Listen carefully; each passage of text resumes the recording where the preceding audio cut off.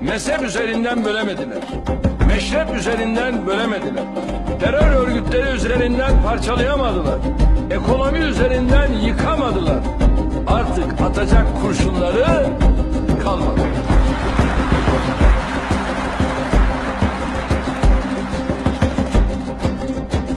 Bundan sonra sıra bizde. Bir kez daha ilan ediyorum.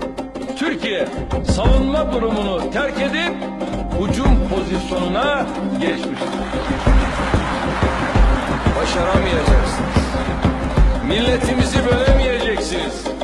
Bayrağımızı indiremeyeceksiniz. Vatanımızı parçalayamayacaksınız. Devletimizi yıkamayacaksınız. Ezanlarımızı susturamayacaksınız. Bu ülkeye diz çöktüremeyeceksiniz. Bu halka boyundurup kuramayacaksınız. Batı çıldırsın, kudursun. Teröristler çıldırsın, kudursun.